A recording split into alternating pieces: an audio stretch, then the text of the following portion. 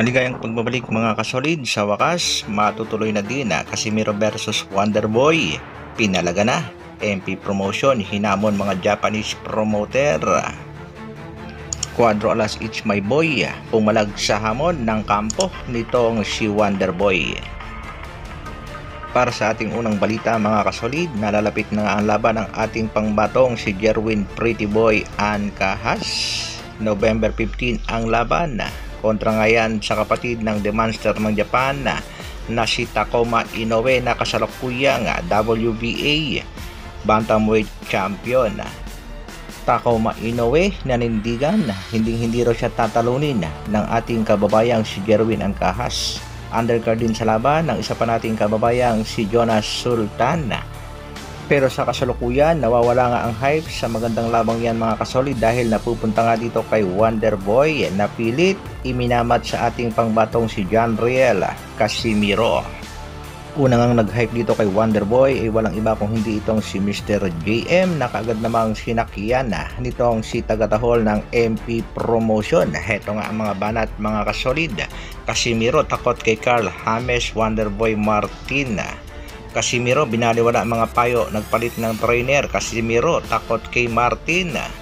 Angas ng Pinas, umayaw kay Wonderboy. Antitindi ng mga hype mga kasolid. Ito pa ang isa, Casimiro matatalo kay Carl James Martin.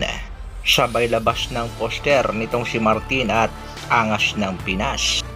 MP Promotion tila naghahamon na nga dito sa mga Japanese promoter at ang kanyang inuutusang magpakalat ng hamon ay ang kanyang tagatahol. Ang tanong, papatulan kaya nitong Treasure Boxing Promotion? Masayuki ito ang hamon kung sakaling makakarating sa kanya. Heto naman ang banat ng mga netizen, huwag mo nang itumpara si Martin kay Casimiro, wala pa raw napatunayan. Wonderboy sipunin pa daw at kung gusto talagang maghamon, maging world champion muna. Masisira lang ang karir mo Martin, huwag kang magpadala sa mga chocho na pawang inggit lang naman kay Cuadro Alas. Ayon naman sa concerned citizen, para kay Idol Casimiro wag na raw patulan. Wonderboy wala pa daw sa level ni Casimiro, marami pang bigas at gulay ang kakainin. Dagdag pa ng isang netizen, subukan niya muna ang lakas niya kay Pilipos, baka matulog lang daw siya kay Pilipos ni Tumboa. Samantala, anti-Marukoy Kuya Nemuel nagbigay rin ng kanyang opinion. Sabi ko nga, kung yung training na gagawin niya ay katulad ng training na ginawa niya sa US, ay he is unbeatable.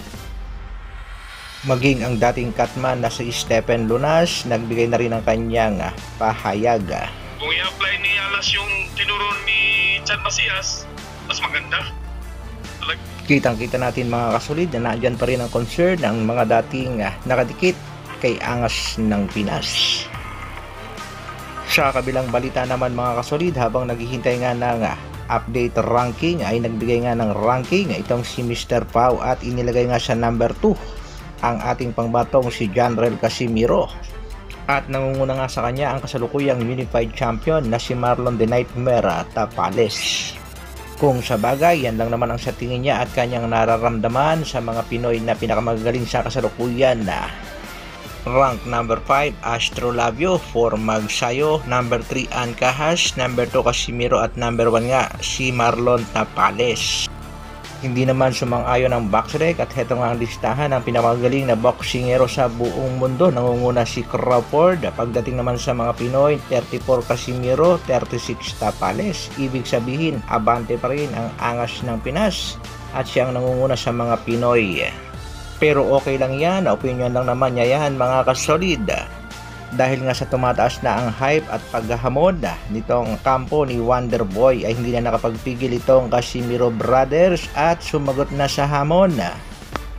Nagbigay na nga ng pahayag itong si Cuadro Alas It's My Boy at kinasana ang hamon. Ayon nga dito kay Cuadro Alas It's My Boy, ito lang hinihintay ng lahat, Kuya Lord Casimiro versus Wonderboy Martin. Talpa ka na.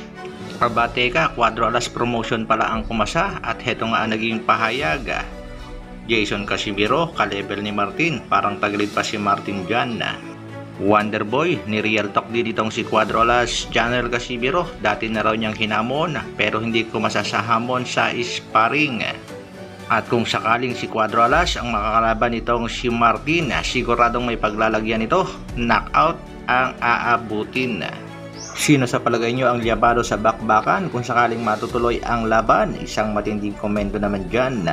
Maraming salamat sa patuloy na pagsuporta at panonood. Isang like naman dyan at sa mga bago, pasubscribe ang aking munting channel. Mabuhay! Brrrr.